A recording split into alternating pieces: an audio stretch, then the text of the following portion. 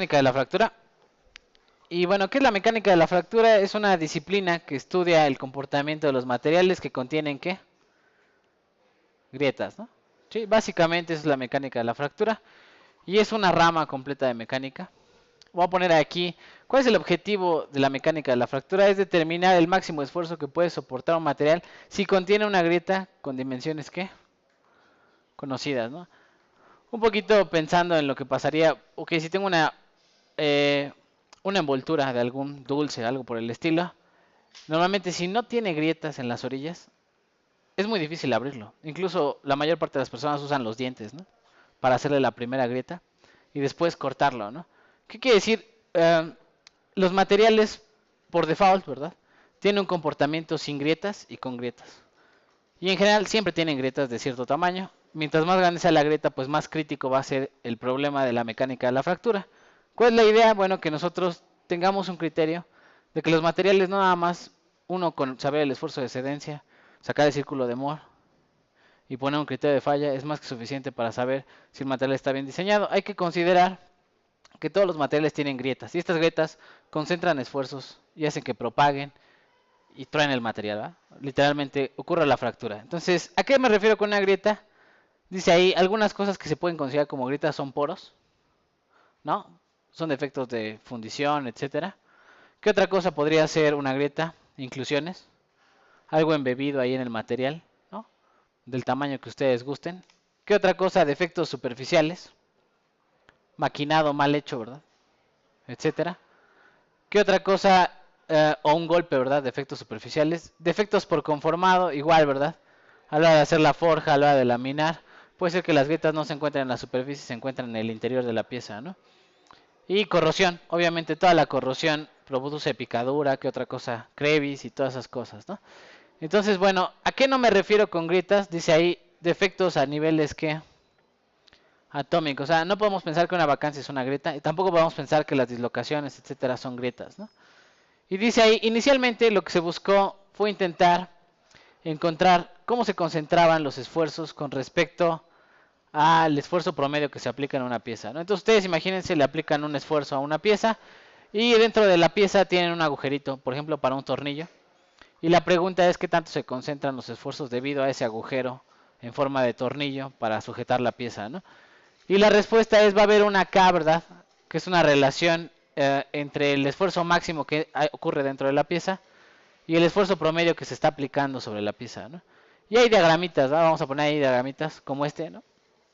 En el cual, bueno, dicen, ok, si yo conozco ahí una reducción en mi pieza y le aplico una tensión, esta reducción concentra esfuerzos en esta esquina, ¿no? ¿Cuántos esfuerzos? Pues habría que ver las dimensiones de la pieza, calcular acá, ¿no? La constante K, la relación entre el esfuerzo máximo y el mínimo. Y dice aquí, podría ser incluso 2.6 veces más grande el esfuerzo, cercano al defecto, ¿verdad? Que en el exterior donde se está aplicando la fuerza P, ¿no? ¿Sí? Entonces imagínense, aplican, ¿cómo se llama? 10 newtons. Y de este lado parece que están aplicando 2.6 veces más newtons, ¿no? ¿Sí? ¿Tiene sentido? Ok, y luego, bueno, pues ahí puse yo algunas gráficas. Por ejemplo, cuando tienen un agujero, ¿no?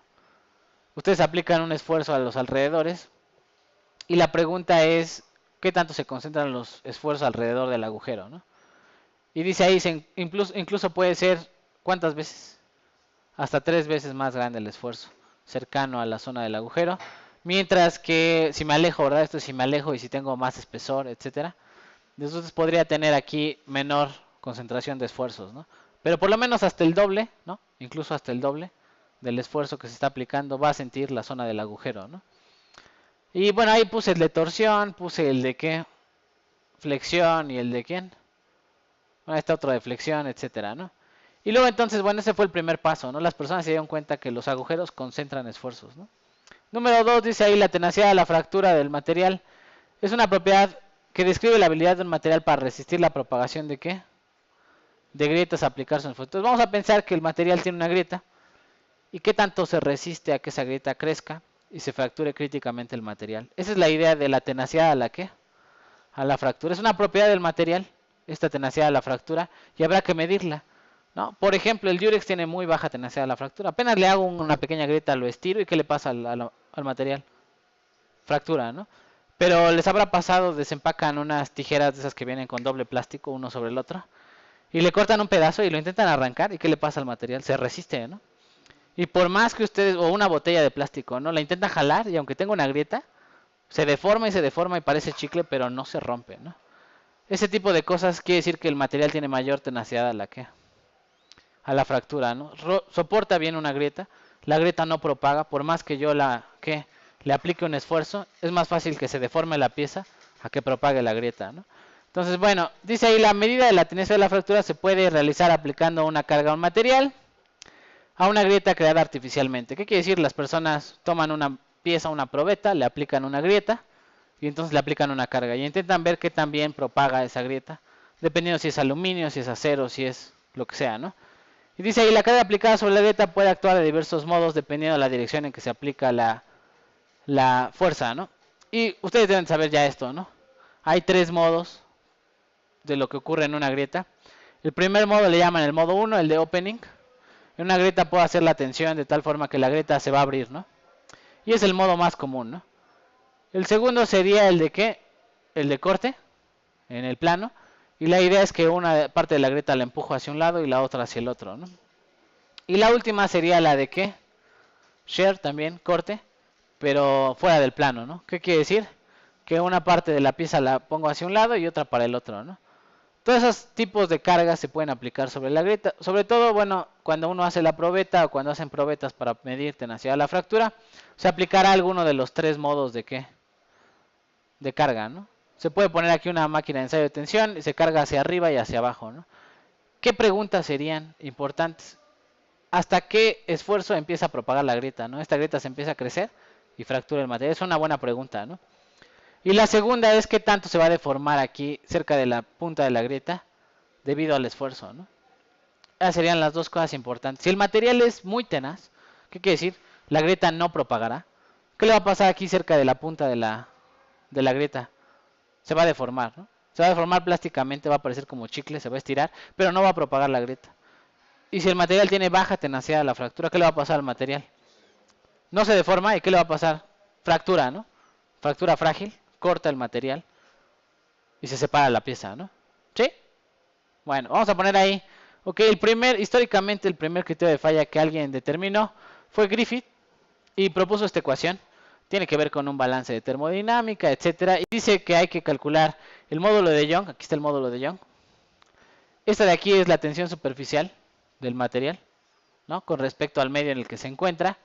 Y obviamente A, que es el tamaño de la grieta, es el radio de la grieta, de hecho. Desde ahí él fue el primero que introdujo que la grieta tenía que ver con el esfuerzo, ¿no? Y vean que, bueno, obviamente mientras más grande la grieta, ¿verdad? Menos significativo es el problema, ¿no? ¿A qué me refiero? Perdón, si la grieta es que muy grande, menor será el esfuerzo que soporta la pieza, ¿no? Si la grieta es pequeñita, entonces soporta bien el esfuerzo, la pieza, ¿no? Y todo el mundo decía, ok, perfecto, entonces ya nos vamos a fijar en el círculo de qué, de Moore y todas esas cosas. Tenemos que considerar este segundo paso, ¿no? Si hay una grieta, considerar si sí va a soportar la carga o no va a soportar la carga, ¿no? Y luego, bueno, Irwin, segundo paso, propone esta ecuación de acá, que es G, ¿no? G se le llama la rapidez de liberación de energía, ¿qué? De deformación. Y es otra constante, ¿no? Mientras que aquí, ¿cómo se llama? Griffith solamente dice, este es el esfuerzo que va a soportar una pieza, dependiendo del tamaño de la grieta. Lo que hace Irwin es proponer una nueva constante, que es la constante G. Esta constante G es característica de cada material. Y es la cantidad de energía que puede liberar el material en forma de deformación sin propagar la grieta, ¿no? ¿Qué quiere decir? Si mayor es G, mayor va a soportar la pieza antes de fracturar críticamente, ¿no? Si G es muy baja, entonces no libera la energía. ¿Qué pasa? Se acumula en la grieta y la grieta fractura críticamente, ¿no? Entonces G es una propiedad del material. Y bueno, actualmente muchos de los criterios de falla no van a encontrar tablas de G tan sencillas. De las que van a encontrar tablas es de K, ¿no? Ahorita vamos a hablar de K. ¿Quién es K? Pero bueno, Griffith propone esta variable para medir criterios de falla en grietas, ¿no? Y vamos a poner ahí, ok, ahí vienen algunas ecuaciones para calcular a G.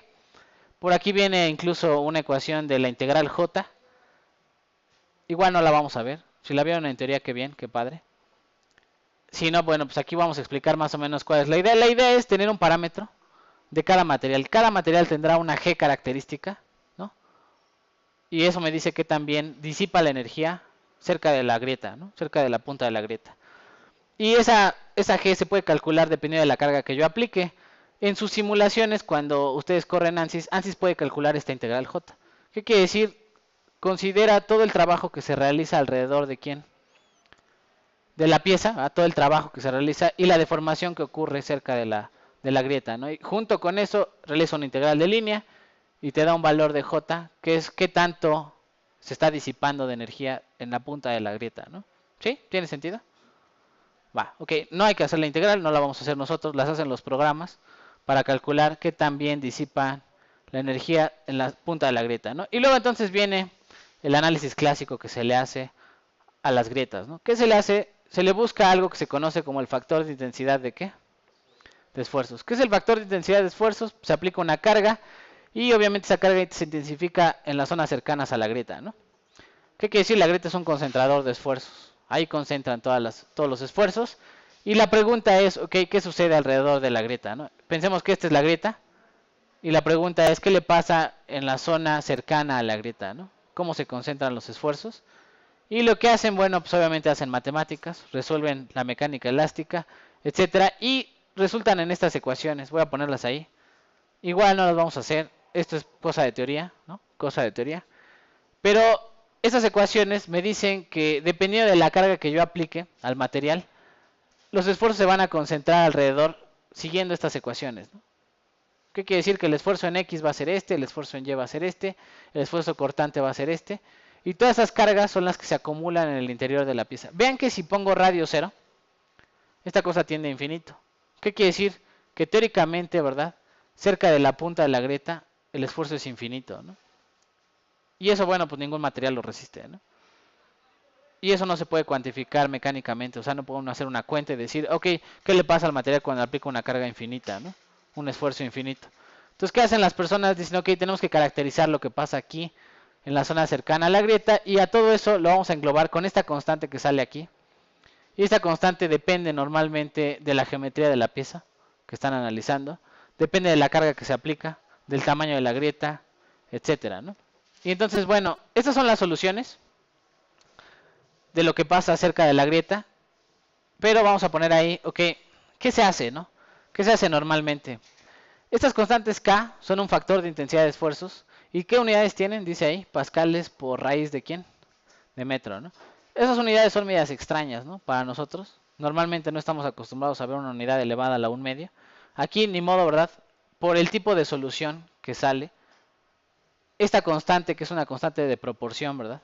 De qué tanto el esfuerzo se concentra en la zona cercana a la grieta. Esta constante termina con esas unidades, ¿no? Entonces no tiene más chiste de por qué son las unidades. O sea, ¿qué sentido físico le damos? No tiene sentido físico. Así de simple, ¿no? ¿Por qué salen estas unidades? Porque las soluciones, estas soluciones de lo que le pasa cercano a la punta de la grieta, tienen esta forma, ¿no? Con raíz de R, ¿no? Y entonces las unidades terminan siendo esas, ¿no? Y voy a poner ahí, ok, lo que se hace normalmente es, se utilizan subíndices para denotar cuál es el modo en el que se aplica la carga, ¿no? ¿Se acuerdan de los tres modos? Modo 1, modo 2 y qué? Y modo 3. Entonces, bueno, a esta K se le puede agregar aquí el subíndice ¿qué? K1, K2 o qué? K3, ¿no? Dependiendo de si aplicó la carga en opening, en share o en share plane, ¿no? ¿Sí? Y luego entonces, ok, ¿qué se hace? En teoría, pues yo aplicaría una carga, aplico esta carga, el esfuerzo, ¿no? Con una máquina de ensayo de tensión. Y yo produzco esta grieta, ¿verdad? Esta grieta. Y con eso intentaría medir el factor de intensidad de esfuerzos. Cada pieza va a tener una distinta F. Este F es un factor que geométrico, ¿no? Si yo tengo una pieza redonda, va a tener una distinta F. Si yo tengo una pieza rectangular, va a tener una distinta F. Y eso tiene que ver con la solución, ¿verdad?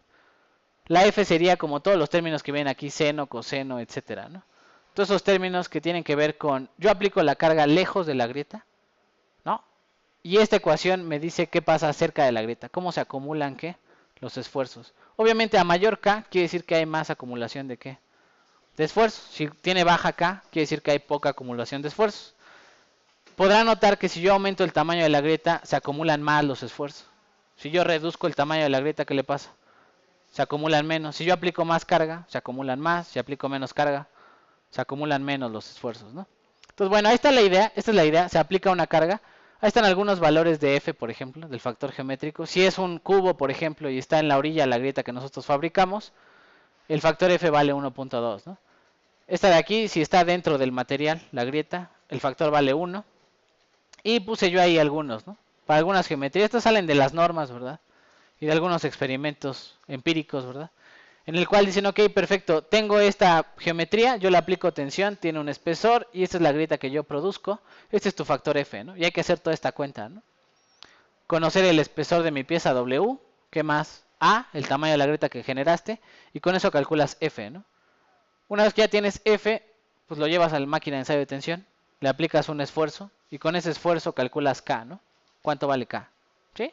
¿Cuánto se está acumulando el esfuerzo en la punta de la grieta? Y hay un montón, ¿no? Ahí puse yo, hay varias. Esta es la clásica, ¿no? La que todo el mundo ocupa para probar crecimiento de grietas y acumulación o tenacidad de la fractura. Y lo que estarían haciendo sería poner aquí con la máquina de ensayo de tensión una carga y ver cuánto vale K en esta zona de la grieta, ¿no? Acuérdense que K es un factor que me dice qué tanto se acumulan los esfuerzos en la punta de la grieta, ¿no? Sí, es parte de la solución de lo que le pasa a las puntas de las grietas, ¿no? Y entonces, bueno, ya está la punta de la grieta. Ahí vienen algunas formas de calcular acá. Y luego dijimos, ok, ¿qué se hace normalmente? Normalmente se hace una gráfica de crecimiento de ¿qué? De grietas, ¿no? Se mide qué tanto crece la grieta con el tiempo. Qué tanto crece la grieta con el tiempo. Y con eso se pueden calcular unas cosas que se llaman las curvas ¿qué? R, ¿no? Voy a poner ahí una curva R rapidísimo. Entonces imagínense ustedes crean una grieta del tamaño A0 y le van aplicando una carga sigma, ¿no? Un esfuerzo. Si es una pieza de las que vimos allá arriba en la tabla, podrían calcular K, el factor de intensidad de esfuerzos, ¿no? ¿Sí o no? Platicadito suena fácil, ¿no? Pero, ok, yo aplico una carga, con la geometría determino mi F, mi factor geométrico, y como conozco el tamaño de la grieta, puedo calcular K, el factor de intensidad de esfuerzos. Con la K, ¿se acuerdan que allá arriba había una relación entre K y G, ¿no? Calculo G. Y ya que tengo G, voy viendo cómo crece la grieta, ¿no? Voy viendo cómo crece la grieta. Y al principio van a ver que la grieta no crece, ¿no? Yo sigo aplicando carga. La G va creciendo, ¿no? Va disipando cada vez más la energía en la punta de la grieta. ¿Y qué pasa cuando crece más y más la grieta? Llega un punto en el que la curva cambia de dirección. ¿Ya vieron? Cambia de dirección. Y empieza a propagar críticamente, ¿no? Cuando la curva empieza a cambiar de dirección, ya no va en línea recta, empieza a moverse en forma curvilínea. Hay un punto de inflexión ahí. Ese punto de inflexión uno traza la tangente y en teoría en ese punto se conoce la G crítica, ¿no? G crítica y el tamaño de grieta crítico a partir del cual la grieta crece sin control. Es más, le quito la carga y la grieta sigue creciendo, ¿no? Y entonces ese valor de G lo vuelvo a regresar y calculo K de regreso, ¿no? Y ese es mi K de mi material, ¿no? La K crítica de mi material. Esa sería la idea, ¿no? De cómo medir una K, básicamente. Ustedes, va otra vez recapitulando, ¿no? Ustedes aplican, seleccionan la geometría, ¿no? Van a la tabla, ¿cuál es la tabla que tienen que elegir? Esta, ¿no? Entonces vamos a suponer que es la estándar y eligen esta pieza, ¿no? Y dicen, ok, voy a medir para aluminio cuál es la tenacidad de la fractura, ¿no? El factor de intensidad de esfuerzos crítico, que eso es la tenacidad de la fractura, ¿no? Y digo, ok, voy a aplicarle una carga P, ¿no? No sé, 300 kilonewtons, 200 kilonewtons, los que ustedes quieran. Y con esta geometría tengo una F, ¿se acuerdan que todo esto es quién? F, el factor geométrico. Y aquí dice, todo esto es geométrico, ¿no? A es el tamaño de la grieta, W es el espesor y B es lo que hay del plano del pizarrón hacia atrás, ¿no? Calculo una K, ¿cierto? Ya, calculo mi K. Y con las ecuaciones de acá arriba, vamos a poner la ecuación de acá arriba. ¿Dónde está la ecuación de acá arriba? Hay una relación entre K y G, ¿no? Esta, ¿no? Con el módulo de Young, a partir de K calculo a quién? A G, ¿no? Y entonces para cada esfuerzo yo tengo una G y tengo un tamaño de grieta. Lo voy graficando. Digo, ok, perfecto. Voy aplicando ahora 200, luego 300 kilonewtons. Voy aplicando carga y voy graficando de este lado G, la que estoy calculando obviamente. Ya vimos cómo se calcula. Y voy calculando el tamaño de la grieta. En el punto en el que la grieta empieza a propagar críticamente, ¿qué le pasa a la curva? Cambia de dirección y tiene un punto de inflexión. Saco la tangente a ese punto y en ese punto estaría G crítica. y A crítica, ¿no? El tamaño de grieta crítico a partir del cual propaga sin control, ¿no? Con esa G crítica recalculo acá y ya tengo mi tenacidad de esfuerzos, ¿sí? Cada material tiene una tenacidad de esfuerzos crítica distinta. ¿Qué quiere decir? Habrá materiales que soportan mucho las grietas, habrá materiales que ¿qué? Que no las soportan, ¿no? ¿Sí? ¿Dudas, preguntas hasta ahí? ¿Cómo se determina K crítica? ¿No? Va, perfecto. Obviamente ahí dice la explicación, ¿no? La curva de G, dado un esfuerzo, se mide el tamaño de la grieta, se monitorea hasta ver dónde el tamaño de la grieta propaga críticamente y se traza la tangente, etcétera. Y con eso se calcula, ¿quién? KC, ¿no? Y el subíndice C significa que es crítico. En el punto en el que yo supere ese valor, la grieta va a crecer sin qué, sin control, ¿no? ¿Sí? Va a propagar críticamente, ¿no? Sale. Entonces, bueno, después de eso, ¿qué hacen? Pues grafican, ¿no? Se van al CCDUPAC, hay un montón de personas que hicieron ese experimento que estamos platicando aquí, ponen su espécimen, aplican una carga, tienen una grieta prefabricada, ¿verdad? Ahí, ven la curva R, ¿verdad? La curva R, y miden la tangente, ¿verdad? A la curva y ven dónde está G crítica, ¿no? Con G crítica calculan K crítica, y luego ¿qué hacen? Lo grafican, ¿no? Y entonces ya uno selecciona materiales. ¿Y de qué me sirve, no? Entonces vamos a platicar ahí. Van al CCDUPAC y hacen esta hermosa gráfica y no saben ni para qué sirve, ¿no? Y me la ponen, porque me la pusieron algunos, creo. No en este salón, creo. En otro salón me pusieron K crítica, ¿no? Y yo dije, bueno, y luego entonces ¿para qué sirve, no? Yo les dije, mecánica de la fractura no vimos. Si no saben, pues no digan. Y si no, pues digan, ¿no? Hablen al respecto. Callen ahora o hablen para siempre. Entonces, ¿cuál es la idea? Ok, voy a poner ahí, ¿qué se hace? Vamos a poner aquí. Primero se seleccionan los materiales utilizando este nuevo conocimiento, ¿verdad? Como criterio de falla. ¿Cuál es la idea? Dice, ok, si yo conozco el esfuerzo que va a estar sometido a mi material, por ejemplo, yo sé que esta mesa, por ejemplo, va a tener que soportar 100 kilos, ¿no? Un gordito sentado encima, ¿no? ¿Sí? Esta mesa tiene que soportar 100 kilos. Entonces, cada una de las patas le toca tanto esfuerzo, etcétera. ¿No? Hago mi cálculo y digo, perfecto. Yo sé que el material va a estar sometido a esta carga, o tiene que soportar por lo menos los 100 kilogramos, ¿no? Y digo, ok, el tamaño de las grietas en su fabricación, y entonces la observo en el microscopio y veo el tamaño de las grietas. Durante el proceso de fabricación pues, se pueden generar grietas. Y digo, ok, con ese tamaño de grietas yo voy a seleccionar un material que tenga una K suficiente para que con los 100 kilogramos no supere a quién, a KC, ¿no? Y la grieta no propague ¿qué? Críticamente, ¿no? Entonces de nuevo, de la ecuación de acá arriba voy a explicar. De la ecuación de acá arriba, la que decía hasta arriba, hasta arriba, hasta arriba, de la ecuación que está aquí, ¿qué es lo que yo conozco? ¿O qué se supone que debo de saber? F, obviamente por la geometría de la pieza, ¿no? El factor geométrico de la pieza. Sale la carga a la que va a estar soportando mi mesa, ¿no? Yo sé que mi mesa debe soportar 100 kilogramos y le pongo una sección transversal de pata, ¿verdad? Cada pata le pongo una sección transversal para que soporte cierta cantidad de esfuerzo, ¿no? La observo en el microscopio y ¿qué digo? El tamaño de la grieta, ¿no? ¿Qué quiere decir? Pues que yo quiero que en mi mesa, ¿verdad? Si tiene una grieta de 1 centímetro, estoy seguro que la persona que se va a sentar sí ve la grieta, ¿no? Y entonces no se va a sentar porque decir, no, esa ya está rota, ¿no? La idea es, ok, ¿qué tamaño de grieta viene de fabricación? Y no lo puedo controlar como ingeniero. Entonces mido y puede ser muy pequeña la grieta o puede ser muy, ¿qué? Muy grande, ¿no? Eso depende del método de fabricación. Pero todo el lado derecho lo conozco. Y calculo una, ¿qué? Una K, ¿no? Con esa K selecciono materiales y digo que necesito un material que por lo menos tenga esta K. ¿Para qué? Para que la persona, el gordito que se siente aquí, cuando vea la grieta, ¿verdad? Diga, no, este ya está roto, ¿no? Y no se siente, ¿no? ¿Sí? Y cuando no, utilice el material con confianza, pensando en que, ¿qué? Si tiene una grieta de un tamaño que normalmente viene de fabricación, va a soportar al gordito encima, ¿verdad? Y no va a tronar la pieza. ¿Sí? ¿Tiene sentido? Ok, va. ¿Qué tienen que hacer ustedes, va? ¿Qué tienen que hacer ustedes en su reporte? ¿No? Reporte, ahí vamos a hablar entonces. Tienen que incluir esto ya en la segunda pieza problema. En la segunda, en la primera no, ¿no? ¿Qué tienen que hacer? De su material tienen que reportar la K del material, ¿no? Y tienen que decir, ok, tengo mi esfuerzo ¿qué? De excedencia, para el cual normalmente está graficado. Todo lo demás lo conozco excepto quién. A, ¿no? ¿Qué tienen que despejar? ¿A quién? A. ¿Sí? Tienen que despejar A. El tamaño de la grieta que se supone que sería visible para una persona que usa mi pieza, ¿no? Es el tamaño visible de la grieta que yo al momento de ver el material digo, ok, tiene esta grieta, ya no me siento sobre la mesa, ¿no? ¿Por qué? Va a propagar críticamente y va a tronar, ¿no? En teoría, todas las personas que diseñan tendrían que pensar en este concepto, ¿sí? Una grieta que sea visible, ¿no? Y que el material ya no se use, ¿no? Si yo veo un tanque con una grieta, ¿ustedes lo llenarían de gas? No, ¿verdad? Por supuesto que no. Cualquier persona en su sano juicio diría no. Pero si la grieta es muy invisible, y si el material con una pequeña grieta como el Durex, ¿no? Con una pequeña grieta propaga rápido la fractura, sería algo muy peligroso, ¿no? No sé si lo vean así, ¿no? O sea, si tengo un tanque, ¿verdad? Que con una grieta pequeña propaga rápidamente, es muy peligroso, porque no la veo, la lleno, ¿y qué pasa? Truena, ¿no? Eso es lo que pasaría, ¿no? Muy importante, ¿no? Vamos a poner ahí, ok. Dicho lo anterior, entonces vamos a avanzar. Esa es la primera, ¿no? La persona que diseña tiene que considerar K crítica, ¿no? ¿Sí?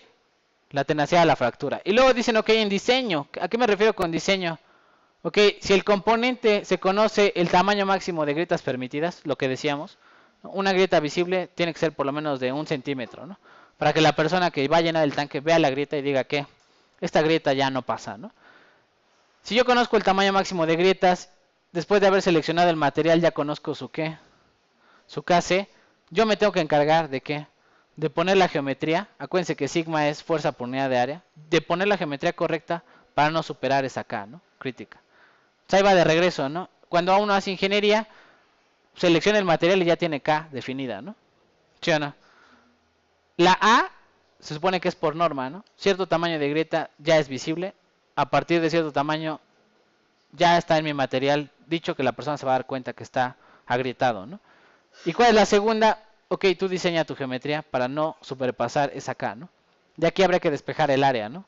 Fuerza por unidad de área y poner el área transversal suficiente para qué, para la carga que va a estar sujeta al material, ¿no?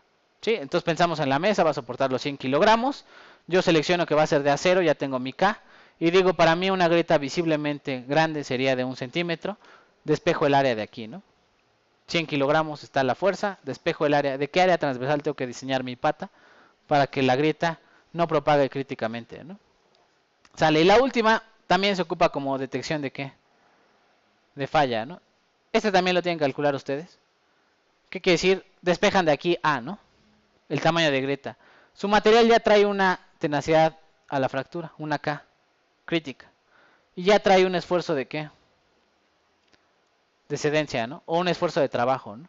Algunos de ustedes dijeron, por ejemplo, mi martillo está sometido a ¿cuánto? No sé, 80 newtons, ¿no? Una persona le pega con 80 newtons de fuerza, ¿no? Y dice por ahí, ok, con esos 80 newtons a los que normalmente trabaja mi pieza y con la propiedad del material que está graficada en el CC-DUPAC, calculo el tamaño de grieta visible para el cual fallaría mi pieza. Entonces, a partir de que yo vea ese tamaño de grieta, o sea, se ve una grieta más pequeña, no importa, puedo seguir usando el qué, el martillo, ¿no? No hay ningún problema. Pues si yo veo una grieta más grande que eso, ¿qué va a pasar? Ya no es seguro usarlo, porque con el trabajo, el uso normal, el esfuerzo que se le da, va a propagar críticamente, ¿no? ¿Sí? Tiene sentido. Entonces, ustedes tienen que ir con su material, ver K, encontrar K en el CC-DUPAC, y luego qué hacer con las condiciones de trabajo normales de las que está sometida su pieza, poner aquí sigma y determinar el tamaño de grieta para el criterio de falla, ¿no? Una persona se va a dar cuenta a partir de tal tamaño de grieta, ¿no? ¿Sí? ¿Tiene sentido? Bueno, y creo que ya es casi todo lo que vamos a poner. Ok, ahí está la gráfica importante, ¿no? Vamos a poner ahí la gráfica importante, ¿no? Es la última con la que vamos a ver ahí de... Se supone que todo esto lo vieron en teoría, a detalle, ¿no? A detalle. ¿Sí? Entonces vamos a platicar. Dice ahí, ok, si un material tiene alta tenacidad a la fractura, no hace falta considerar todo esto. ¿A qué me refiero? Por ejemplo, decíamos, ¿no? Hablábamos del pedazo de empaque, ¿verdad? De plástico, que ustedes le hacen un corte y lo intentan jalar y no se rompe, ¿no? Ese tipo de plásticos tienen una alta tenacidad a la que a la fractura. Por más que yo le estire y tenga grieta, no se va a fracturar críticamente. Se va a deformar, incluso hace como chicle, ¿no? Primero se deforma plásticamente antes de propagar la grieta. Con eso es suficiente tener un criterio de falla como el de von Mises, como el de quién. Toresca, Moore, el que guste, ¿no? ¿Sí? ¿Sí? Con ese es más que suficiente porque su tenacidad de la fractura es muy ¿qué? Alta, ¿no? ¿Sí? ¿Qué pasa cuando empiezo a ver que en la punta de la grieta empieza a ¿qué? A deformarse plásticamente? Entonces ya tengo que empezar a considerar que el esfuerzo que soporta ya no es el crítico de ¿qué? De von Mises, ¿no? El que está aquí, sino es un poquito más bajo, ¿no? Y cuando la tenacidad de la fractura es muy pequeña, como la del Durex, ¿verdad? Ahí no importa que el Durex soporte, porque un Durex a lo mejor soporta, ¿qué? 2 toneladas, ¿no? Una cinta de, ¿qué? De esas industriales, ¿no? De las grises, soporta 2 toneladas, qué padre, ¿no? Pero le hago una grieta y ¿qué le pasa? Truena, ¿no? ¿La puedo utilizar para jalar autos? No, ¿verdad? Con el más mínimo rasga, o sea, se rasga poquito y ¿qué le va a pasar? Truena, tengo que usar una cadena, ¿no? ¿Sí o no? Nadie usa en su sano juicio un Durex para jalar un auto, ¿no? ¿Por qué? Porque todo el mundo dice, no, pues ¿qué le va a pasar? Con una pequeña grieta que tenga al momento del corte, es más, se raspa con algo y ¿qué le va a pasar al Durex? Truena, ¿no?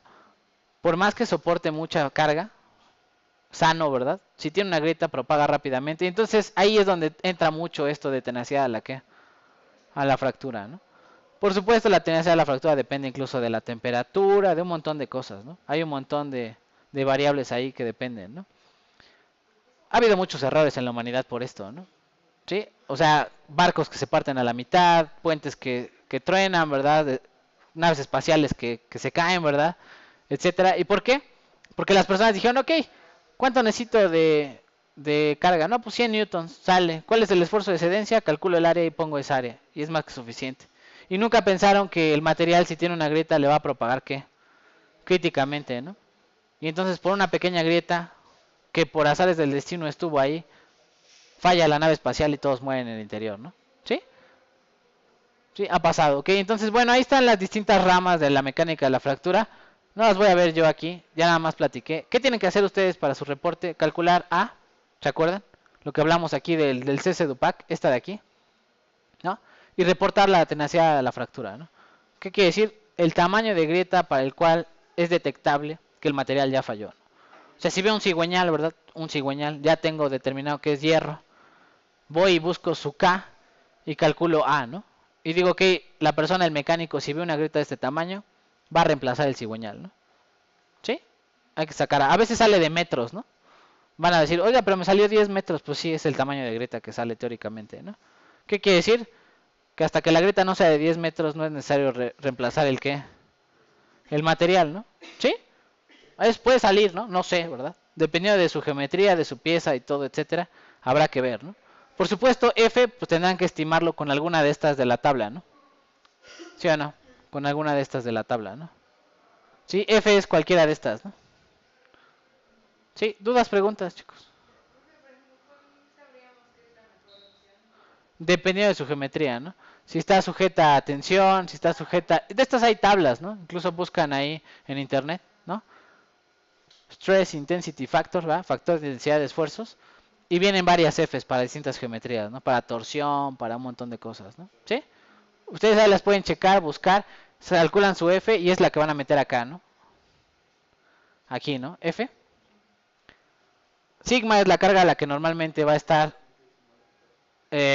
trabajando su material. Y K es propiedad del material que la van a sacar de dónde. Vean que no le puse sigma Y, ¿no? No es sigma de excedencia. No se vale poner ahí el esfuerzo de excedencia, ¿no? ¿Sí? Es otra cosa importante. No se vale poner ahí el esfuerzo de excedencia. ¿Qué tengo que poner aquí? El esfuerzo al que normalmente trabaja su qué. La pieza, ¿no? ¿Sí? ¿Dudas, preguntas con lo que hay que hacer? ¿No? La 2. Sí, para la 2. Tienen que calcular aquí A, ¿no? En el cartel. Tienen que reportar su K, tenacidad a la fractura, ¿no?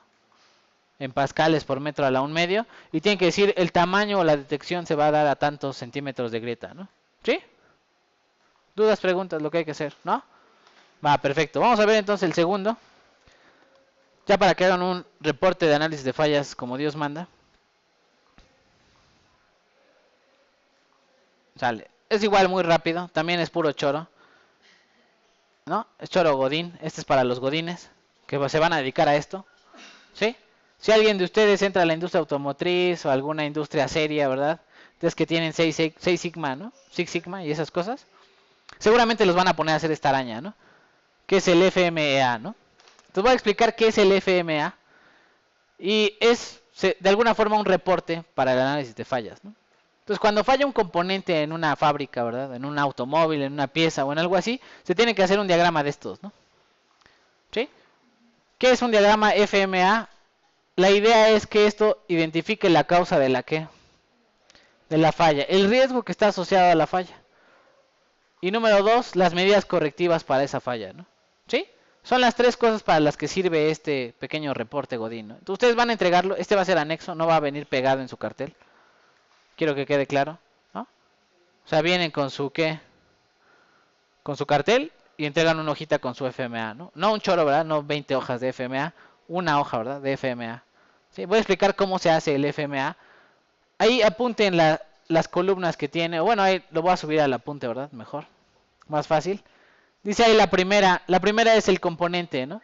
Si su pieza está conformada por varios componentes, por ejemplo, tienen la parte del tornillo, tienen la parte de ¿quién? De sujeción, tienen la parte de la carcasa, tienen varios componentes. Aquí tendrían que poner cada componente en la primera columna, ¿no? Componente 1, componente ¿qué?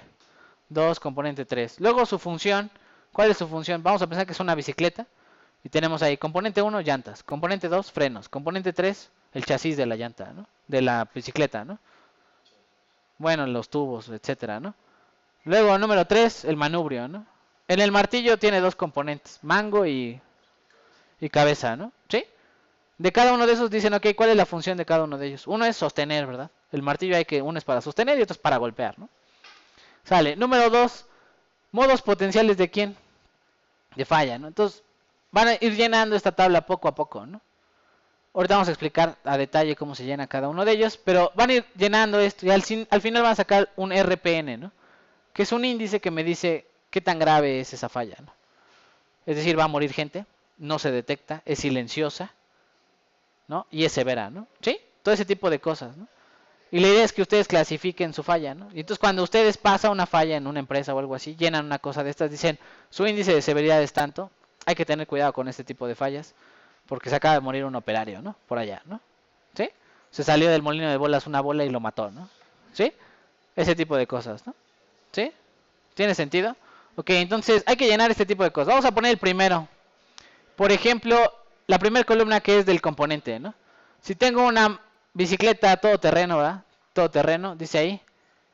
¿Qué cosas tiene? Pues tiene un montón de cosas, ¿no? Ahí dice ahí. Por ahí, del que falló nosotros fue ¿cuál? El freno, ¿no? Handbrake, ¿no? Y luego dice ahí del freno, ¿qué falló además? ¿El qué? El cable, ¿no? Yo a ustedes no les voy a pedir todo el análisis de todos los componentes de su pieza, porque me van a decir, no, pues tengo que analizar el auto completo, ¿no? ¿Sí o no? Del cigüeñal me voy al motor, y del motor me voy al carro, y del carro me voy a todo, ¿no? Entonces ya, no pueden analizar todo. Ustedes van a analizar nada más el puro componente, un solo componente, ¿no? Si fue el cigüeñal, pues ahí pone, mi componente fue que cigüeñal. En un análisis serio que tendrían que hacer, el motor está compuesto de todas estas partes, la que falló fue esta, ¿no? Cigüeñal, ¿no? ¿Sí? Bueno, es la primera columna. Ya ponen cuál es su componente. Listo. Número 2, el modo de falla. Y voy a poner ahí. ¿Cuál es el modo de falla por el cual falló? Dice aquí, el handbrake. ¿No? ¿Cuál es la función del handbrake? Prevenir, ¿verdad? Que la rueda siga girando, ¿no? Y se detenga la bicicleta, ¿no? ¿Sí? Básicamente. Y dice, ¿cuál fue el potencial modo de fallo? Fue insuficiente la fricción que proporcionaba, ¿no? Entonces ustedes tienen que decir ahí cuál fue la situación con su cigüeñal. Se fracturó, ya no giraba, ¿no? Se atoró, ¿no? Ya no tenía el espesor para resistir en el molino de bolas, ¿no? ¿Sí? Lo que sea que le tengan que poner, ahí ponen potencial modo de falla, ¿no? ¿Cuántos? Pues puede haber muchos potenciales modos de falla, los que sean necesarios, ¿no? Por el cual posiblemente ya tuvo que reemplazarse el material, ¿no? Efecto, siguiente columna, entonces ya tienen qué es el freno, qué se dedica a hacer el freno, cuál fue la razón o el modo potencial por el cual falló, y luego ponen ahí el efecto que tuvo esa falla. ¿Qué efecto tuvo que no frenó la bici? Pues que el cuate se fue, ¿no? Como Bart Simpson, ¿no? Por el barranco, ¿no? ¿Sí? ¿Tiene sentido? Dice ahí, ¿cuál es el potencial problema? Pues un accidente, ¿no? Resulta en un accidente, ¿no? Sale. Y luego entonces, ¿qué hacen? Dicen, ok, le voy a asignar un factor de severidad. No se alcanza a ver, pero ahí dice, ok, hay factor de severidad desde 10 hasta ¿qué? Hasta 1, ¿no? Donde 1 dice, no hubo efecto, ¿no? ¿Sí? Para mí frenar en una bici es crucial, ¿no? Imagínense un cruce, ¿verdad? No frena, ¿qué le pasa? Se muere, ¿no? ¿Sí o no? Yo le pondría severidad, ¿cuánto? Ahí dice efecto. Problemas de seguridad, ¿verdad? Y cosas que tengan que ver con regulación, ¿no? ¿Qué quiere decir? Puede ser que el cuate se muere, y el fabricador se va hasta el tambo, ¿no? Se va a la cárcel y todo, ¿no? ¿Por qué? Pues porque no diseñó bien su freno, ¿verdad? Etcétera, ¿no? Entonces, factores de severidad, ustedes le ponen ahí un factor de severidad dependiendo de lo que más concuerde, ¿no? De la tabla, ¿no? Buscan ahí el factor de severidad y dicen, ok, para mí pues nada más sonaba la llanta, ¿no? Se atoraba el freno, pero la llanta seguía andando, ¿no? Entonces no tenía problema, ¿no? Sale, y luego, ¿qué ponen ahí? Causas de la falla. Ahí ponen distintas causas de la que, de la falla, ¿no? Esa falla, ¿por qué pudo haber ocurrido? ¿Por qué pudo haber ocurrido la falla del freno? Pues mal uso, mal material, todo lo que vimos, ¿no? Mala selección, mal diseño. ¿Qué dice ahí? Mal mantenimiento, mala lubricación, ¿no? Hay un montón de cosas por las cuales pudo haber fallado, ¿no? A cada uno de estos le van a poner ahí qué tan seguido le sucede eso a los frenos, ¿no? ¿Qué tan seguido ocurre eso? Por ejemplo, en un carro, ¿por qué falla el cigüeñal? Falta de lubricación, se atora y se desviela, ¿no? Y todo el cigüeñal, bielas, ¿qué más? Las válvulas, todo truena, ¿no? Y ahí entonces sacan el cigüeñal como enfermito, ¿no? Todo a la mitad, ¿no? ¿Sí? Entonces ustedes tienen que poner ahí cuál es la ocurrencia de cada cosa, ¿no? Y a cada ocurrencia pues, le corresponde un número de 1 a ¿qué? De 1 a 10, ¿no? ¿Sí? Sale. Y luego ponen ahí prevención y ¿qué? Y detección. ¿Cuáles son las medidas de prevención y detección para un freno? ¿Cuál sería la primera medida que le dijeran al usuario? Si vas a subirte a una bici, primero revisa ¿qué? Los frenos, ¿no? Apriétale un poquito y ve que frene la bici, ¿no? ¿Sí? Ponen ahí qué tanto se puede detectar esa falla y también se le asigna un valor de qué, de detección, ¿no? Entonces va otra vez, ¿cuáles son los tres índices importantes? Ocurrencia, severidad, ¿no? ¿Sí o no? ¿Qué tan frecuente ocurre? ¿No? Primero severidad, ¿no? Si la persona se va a morir o nada más va a sonar feo la bici o se va a ver fea la bici y ya, ¿no? Número 2, ¿qué tanto que ocurre, ¿no? Y número 3, ¿qué tanto lo puedo qué? Detectar, ¿no? Si no lo puedo detectar, es algo invisible para mí, como les decía yo, una grieta en un tanque de gas, ¿no? Que fuera invisible, tendría, en detección tendría ¿cuánto? 10, ¿no? No se puede detectar. Por más que el usuario llegue y la vea y la inspeccione a detalle, no puede ver la grieta, ¿no? Y la va a usar la bici con los ojos cerrados, ¿no? Ese es un problema, ¿no? Grave, ¿no? Y multiplican esos tres valores y eso se le llama el RPN. Severidad, ocurrencia y qué? Y detección. ¿De qué valor a qué valor va el RPN? Si todos valen de 1 a 10. 10 por 10 por 10, ¿cuánto sería? De 0 a 1000. No, de hecho de 1 a 1000, ¿no? Sí, de 1 a 1000, ¿no? ¿Sí? 1000 significa no se detecta, es muy severo, la gente muere. ¿Y qué otra cosa? Ocurre todo el tiempo, ¿no? Sí, es lo peor en una pieza, ¿no? ¿Sí o no? Sí, sería como el némesis de cualquier persona ingenieril, ¿no? Un diseño ingenieril. No, o sea, no lo detecto, ocurre siempre y es muy severo, ¿no? ¿Sí? Eso sería 1000, ¿no? Y uno sería que, número 1, no es severo. Número 2, muy rara vez ocurre.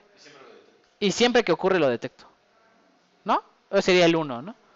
¿Sí? Severo 1, ¿no? En el RPN 1, ¿no? Y luego ahí tienen que hacer ustedes qué? Recomendaciones, ¿no? ¿Sí? ¿Cuál sería la recomendación para prevenir esa falla en el futuro? ¿No?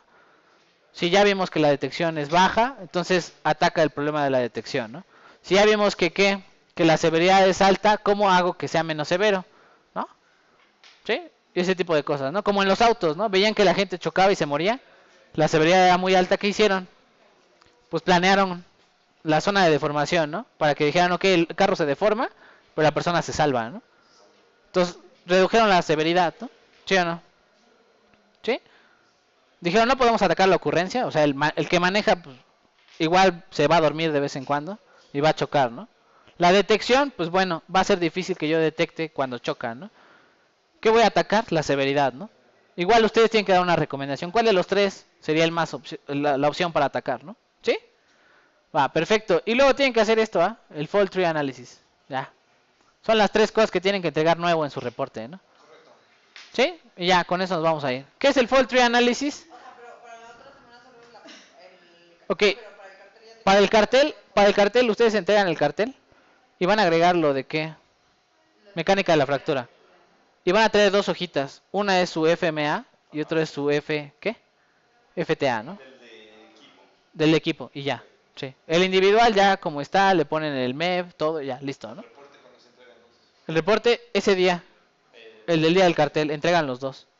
El reporte individual y el cartel de equipo y ya, ¿no? Y el reporte individual no incluye mecánica de la fractura. El reporte individual, no, sí, sí incluye mecánica de la fractura. El personal, sí. Sí. No, el individual no incluye esto, que es el FMA y el FTA, no lo incluye. Solamente el de qué? El de equipo, ¿no? ¿Sí? ¿Tiene sentido? Sí. Tenacidad de la fractura, K crítica, ¿no? Sí. Esas dos cosas tienen que poner ahí. En el individual, sí. También en el de equipo. Y el MEV y todo lo tienen que incluir ya, ¿no? Ya tenemos todo, entonces ya hay que ponerlo, ni modo. Equipo, entonces todo eso va en el cartel y las To- dos hojitas. y las dos hojitas, que es el FMA y el FTA, ¿no? ¿Mande? En el reporte no, no, no. Sí, sí, sí. Son dos renglones, el cálculo son dos renglones. Es que están acostumbrados a echar el choro, ¿no? Y van a platicar de qué es la K y qué es el... Todo. No, no, no. No, no, no. La idea es, yo calculé esto, esta es mi propiedad del material, aquí se ve y listo, ¿no? Sí, no se vale ahí poner el choro de hace una vez en la mecánica de la fractura Griffith, eso ya lo hice yo, ¿no? El choro ya lo eché yo. Entonces ustedes tienen que ponerlo corto, ¿verdad? Dentro de menores de mecánica de la fractura, esta sería la grieta con detección, ¿no? Y este es mi factor de intensidad de esfuerzos crítico, ¿no? ¿Sí? Mi K crítica, ¿sí? Por Classroom, sí, ¿no? Por Classroom. El cartel sí lo traen en físico, ese sí ya. Sí, lo tienen que enviar también por Classroom, pero lo entregan en físico. Aquí ya lo traen, lo enseñan y listo, ¿no? Platican conmigo y listo. Y ese no va a haber exposición así larga y pesada, ¿no? Mostrarlo, me dicen ahí que vieron, quiénes son los integrantes, ya yo lo veo y digo, bien, perfecto. ¿Mande? Sí, sí, tienen que hacer su simulación y poner los resultados en el cartel. Todo, imagínense todo resumirlo en un cartel, ¿no? Va a estar divertido, ¿no? Va a estar divertido. Bueno, y en el FMA y el FTA, ¿no? ¿Sí? Tienen que hacer eso, ¿no? Ok, ¿qué es el FTA? Supone que aquí es el evento que hizo o que fracturó su qué, su pieza, ¿no? El martillo, ejemplo. ¿Cuál fue el problema del martillo? Que era de hierro y tenía que ser de qué? Acero forjado, ¿no? Sale. Ese es mi problema. Sale. Y luego entonces ponen algún árbol de las posibles qué eventos o causas que propiciaron eso, ¿no? Ingeniero en entrenamiento, eligió mal el material, ¿no? ¿Sí? Etcétera, ¿no? Y ponen estas puertas lógicas, son como de los diagramas de flujo. Si ocurre este o este, cualquiera de los dos, entonces se desencadena en que la persona eligió hierro como que, como material y no acero, ¿no? ¿Sí? ¿Cuál sería el posible? Bueno, el jefe quiere economizar, ¿no? Sí, no, clásico, ¿no? El jefe quiere economizar y la persona del ingeniero no sabe, ¿verdad? Cualquiera de las dos que se dé, entonces ¿qué sucede? Termina siendo de hierro el martillo, ¿no? ¿Sí? ¿Tiene sentido? Ok, en el FTA, esta es la nomenclatura nada más, no es mucha nomenclatura. Los circulitos son eventos básicos, ¿no? Por ejemplo, ¿no? Evento básico, la persona ocupa el martillo como palanca, ¿no? ¿Sí? Clásico, ¿no? ¿Cuál otro evento básico también? ¿Cuál otro evento básico? El martillo, no sé, se ocupa para algo para lo que no está diseñado, una carga mayor, ¿no? Es decir, es un martillo para clavar clavitos de madera y lo utilizo para un cincel, ¿no? Tamaño industrial, ¿no? ¿Sí? Quiero cincelear con ese martillo en vez de con una maceta o algo por el estilo, ¿no? Un mazo, ¿no? Como tal. Entonces, ¿qué hago ahí? Ok, cualquiera de estas dos que se dé, esta o esta, entonces, ¿qué tengo que poner este simbolito, ¿no? Si se da este o este, entonces ocurre un evento en el cual va a fracturarse el material, ¿no? Si se fractura el material o se eligió mal el material, más bien, y se eligió mal el material, ¿verdad? Y se eligió mal el material, ocurre la falla, ¿no? ¿Sí? Les voy a pedir que hagan 3 niveles, ¿no? La falla y 2 niveles hacia abajo. Posibles causas de lo que pasó. En una empresa formal, a veces hacen 5 o 7 niveles, ¿no? De lo que pasa hacia atrás. Así van persiguiendo, así de la persona que lo hizo, la persona que lo fabricó, ¿qué más? El proveedor que trajo el material, la máquina está mal calibrada, hay un montón de causas, ¿verdad? Posibles. Entonces haz un análisis hasta de 7, 8 niveles hacia abajo, cuáles son las posibles personas, ¿no? Y luego, ¿qué hacen? Vamos a poner ahí, ¿no? A cada evento le ponen un qué. Yo no les voy a pedir que hagan esto, ¿no? Identificador, ¿no? Pero en la industria se hace, ¿no? Se pone un identificador a cada evento, y entonces clásico, ¿no? Como policías, ¿no? Pasó un 10-14, ¿no? ¿Sí?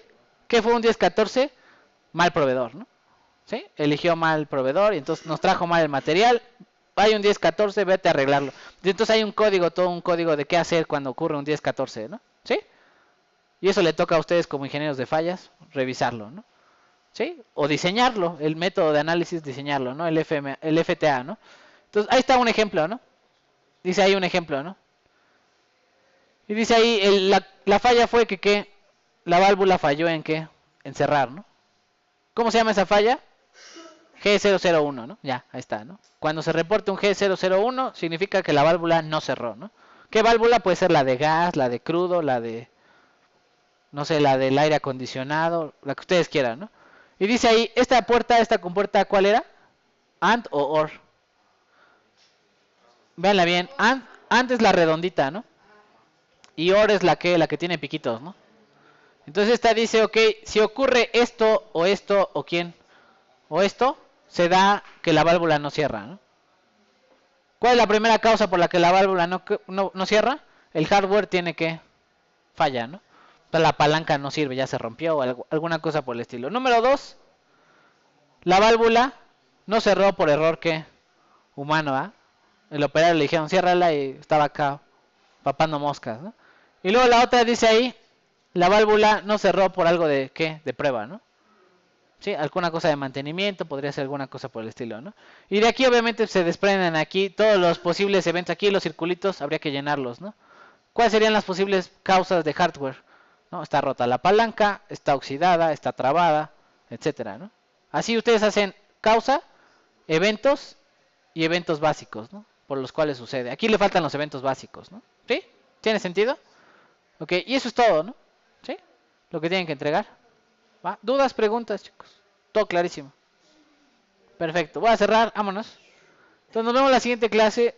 Hay que conseguir los líquidos penetrantes para la siguiente clase. Digamos que la represaria es ponerles adeudo de material, ¿verdad? Y ustedes saben qué pasa cuando hay adeudo de material. No hay titulación ni nada por el estilo, ¿no? Entonces, pues sí, ni modo, ¿verdad?